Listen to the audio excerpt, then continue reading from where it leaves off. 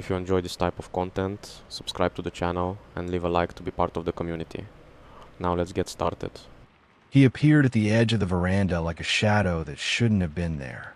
Dorothy had barely risen from her chair when she saw it. A lion.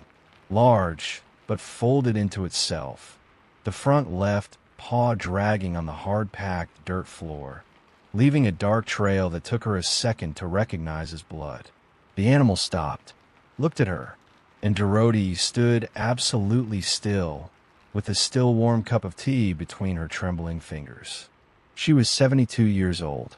She had lived alone in that adobe house for more than 2 decades, since her husband left, and the children grew up and the world moved on. The savannah was her neighbor, her companion, her peace. She knew every sound of that place. The wind in the acacias, the distant barking of jackals, the rain hitting the tin roof. But she had never seen anything like this. The lion did not advance. It stayed still, breathing heavily, its eyes fixed on her with an expression that Dorothy, who had spent her entire life observing animals, could only describe as desperation. That was when she saw the cub. It was behind the father, so small it almost disappeared into the dusk shadow, leaning against the lion's hind leg, too still for its age, its eyes wide open, staring in the same direction as the father. Not a Dorothy. Behind, toward the darkness that was coming down the dirt road. And that was when she heard it. It wasn't one sound. It was many, rhythmic footsteps, low, scattered through the vegetation like a collective breath. A rustling of branches that wasn't wind. Then, for a second, total silence. The kind of silence nature makes when something is about to happen. The wolves were coming. Dorothy felt her chin tremble, not from fear of the lion in front of her, but from what was behind it. There were many. She didn't need to see to know that. At that moment, with the sun almost gone and the air heavy with dust and blood, one thing became clear in her mind. That wounded lion had not come to her veranda by chance. He had chosen that place. He had chosen her. And Dorothy still didn't know what to do with that. If you're enjoying this story, don't forget to subscribe to the channel, like the video, and tell in the comments what you think and which city or country you're watching from. She didn't go inside. She stayed standing in the doorway, looking at the lion and at the darkness beyond it, trying to understand what her eyes were seeing and what her heart had already decided. The first wolf appeared at the edge of the fence. Then a second, just to the left. Then 2 more, slowly emerging from the brush as if time were in no hurry. There were 6 in total. She counted without meaning to, like someone counting lightning in a storm. Large, with bristling fur and that gait of those who fear nothing, because they've learned that fear belongs to others. The lion turned his body toward them. Even wounded, even with his paw dragging, he placed himself between the pack and the cub with a firmness that Dorothy felt in her chest like a punch. He wouldn't make it. She knew that. Anyone who had lived near the savannah as long as she had would know it too. One lion alone, wounded, bleeding, against 6 hungry wolves that had only one ending. The cub didn't move. It stayed pressed against the father's leg, its eyes fixed on the wolves, making no sound at all. And it was that silence that broke something inside Dorothy. Not the blood, not the bared teeth, not the real danger of the whole scene. It was the silence of that cub who understood, at only a few months of life, that it could do nothing but stay still and trust its father. Dorothy had a son like that, Caleb, who stayed too quiet in difficult situations, who swallowed his tears, who never asked for help.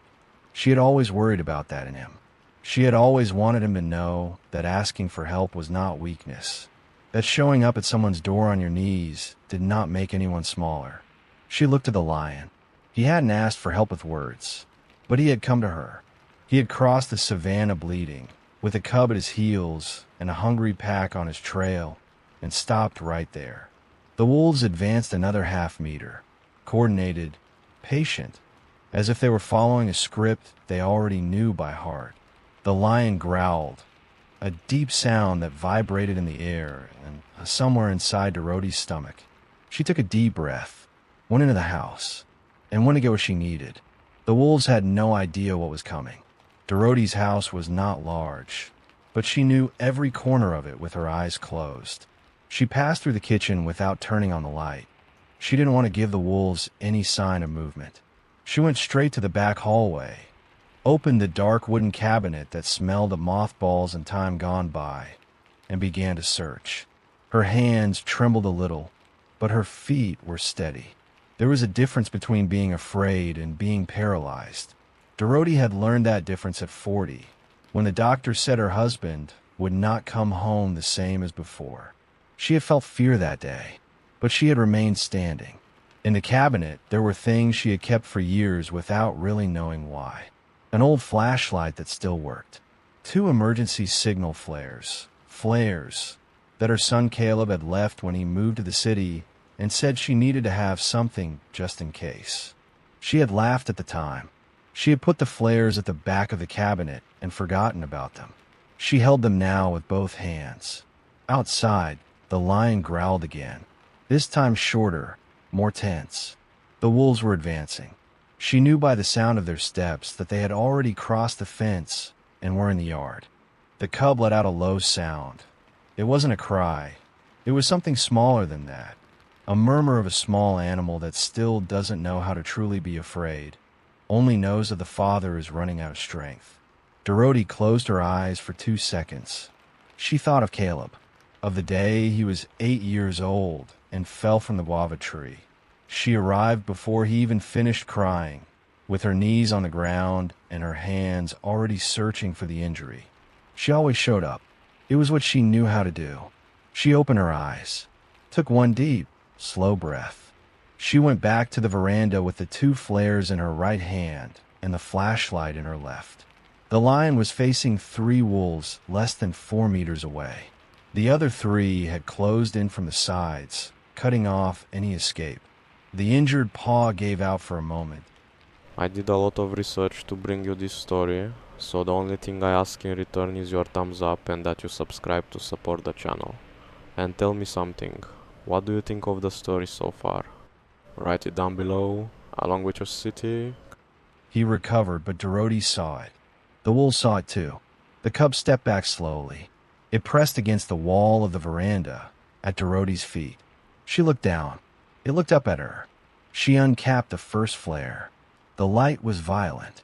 A jet of red fire tore through the darkness of the yard like thunder that forgot to make noise first. The wolves recoiled all at once, not one by one, but all together, as if they were a single thing. The lion threw himself to the side instinctively, and for a second Dorothy thought she had gotten everything wrong, that the animal would attack her, that this decision had been the last of her life. But he didn't attack. He stayed still, his eyes shining with the reflection of the flare, his breathing heavy, looking at her with an expression she would never be able to translate into words. It wasn't gratitude. Not yet. It was recognition, as if he had seen, for the first time, who she truly was. Dorothy didn't lower her arm. She stepped 2 paces off the veranda, waving the flare toward the wolves with a firmness that surprised even herself. The fire crackled in the warm night air, casting shadows that grew and shrank on the adobe walls and the acacias around. The wolves backed away, but did not flee. They stayed at the edge of the light, waiting, calculating. She lit the second flare. This time was different. The heat reached her own hand, too strong, almost unbearable, and the fire from both flares together created a wall of light that pushed across the entire yard. One of the wolves yelped, then another. The smallest of the pack was the first to turn and run, and when he left, the others hesitated for seconds, those eternal seconds when the outcome could still go either way. Then they fled, not all at once. They left one by one, backing away without taking their eyes off her, as if they wanted to make it clear they were leaving by choice, not by defeat. Dorothy knew that way. She had seen it in people too, men who walked away from arguments like that, retreating as if speed said something about their size. When the last one disappeared into the brush, she stood still in the middle of the yard with the two flares fading in her hands. The lion was to her left.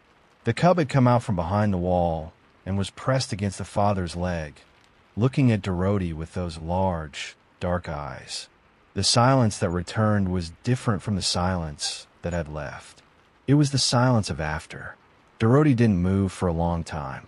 She stood still in the yard, the extinguished flares still in her hands, feeling their warmth against her palms, as if they were a reminder that it had been real. The lion watched her.